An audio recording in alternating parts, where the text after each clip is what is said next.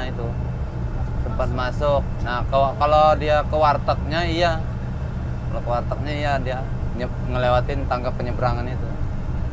Ramayana dulu baru ke warteg. Ke Ramayana dulu, masuk ke Ramayana, dia tuh cepet naik ke atas. Saya tanyain sama anak saya, beli apa di Ramayana? Ya nggak beli apa-apa Pak, malah nanya doang, nanya harga terus pergi. Ngomongnya gitu, tuh keluar lagi. Baru Setelah itu ke warteg, tapi melewati ini nih apa penyeberangan tangga.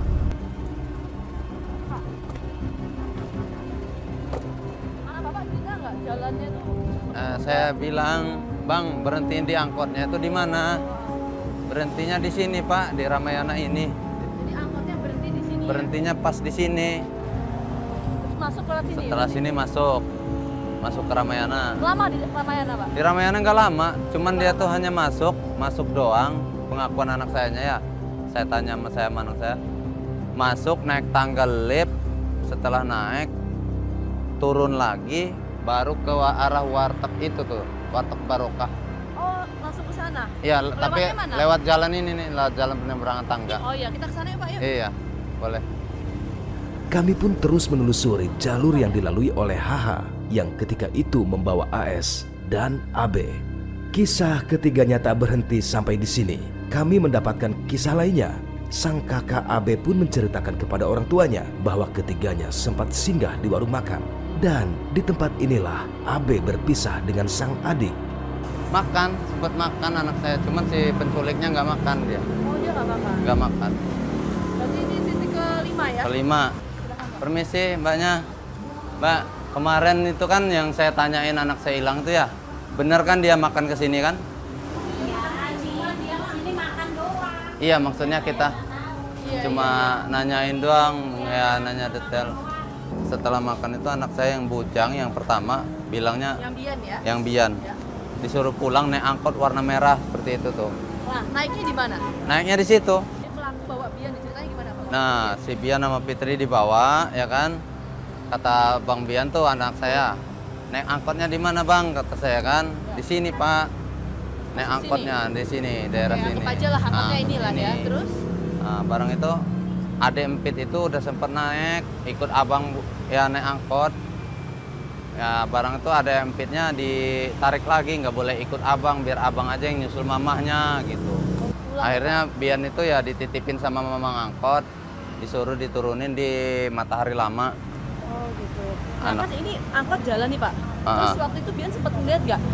Kan adiknya, siapa Empit sama pelaku kan ada di sini. Nah itu sempat saya Jalan tanyakan kemana? juga, Bang kata saya pas abang naik angkot nih, ngelihat nggak Ade Empit itu ya masih di sini apa langsung nyebrang ke sana saya gitu. Kemana gitu Atau ya? kemana? Jawabannya apa Pak? Pas abang lihat sih dari angkot, dari pintu belakang angkot itu ya kacanya katanya. Naik tangga lagi Pak ke sini. Oh naik tangga sini lagi? Naik tangga. Empitnya sama Iya. pelaku ya? Ya si Om itu kan ngomong gini. Bilang Om nunggunya di seberang sana ya, gitu bilang mamahnya. Kalau emang mau nyusul ke situ. Akhirnya naik tangga nih, tangga nunggu di situ lagi nyebrang ke situ. Pak waktu kan Empit digandeng nih Pak. Itu gimana? Sempet nangis atau gimana? Nggak nangis, pas Gimana? dia naik angkot, ditarik lagi turun, dia nggak nangis, cuman gimana gitu, merengut anak saya tuh. Soalnya dia mah kalau nggak diboleh tuh nggak langsung nangis, merengut aja dulu. Ngajak jalannya gimana Pak? Cepet-cepet juga kayak tadi? Kayak apa atau gimana? Iya, Dari Bian. gerak-geriknya si Bian cuman cerita begitu doang sih. Pas lagi dia naik angkot ngelihat si omnya naik tangga ini lagi nunggu di sana, udah gerak-gerik jalan mah dia nggak cerita. Dari data yang dimiliki, Aris Merdeka Sirait menyebutkan bahwa sedikitnya ada kenaikan sekitar 52% kasus penculikan anak yang terjadi di Indonesia sepanjang tahun 2022. Dari catatannya, terdapat sejumlah motif yang mendasari.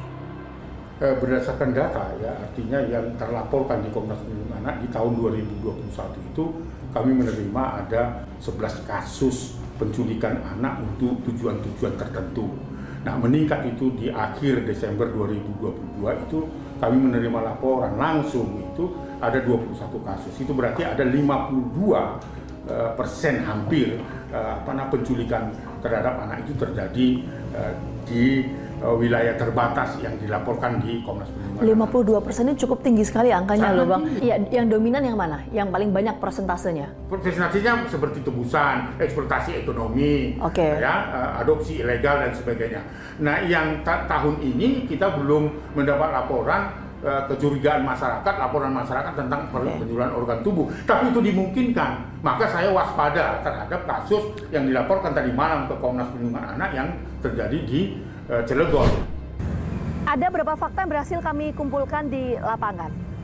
Komnas Perlindungan Anak menyebutkan bahwa tren kasus penculikan anak tahun 2021 hingga 2022 ini meningkat signifikan hingga 52%.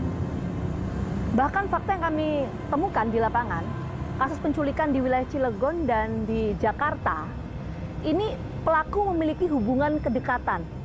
Melihat ini tentu pengawasan internal dari pihak keluarga harus menjadi concern bersama untuk mencegah terjadinya kasus penculikan terhadap anak.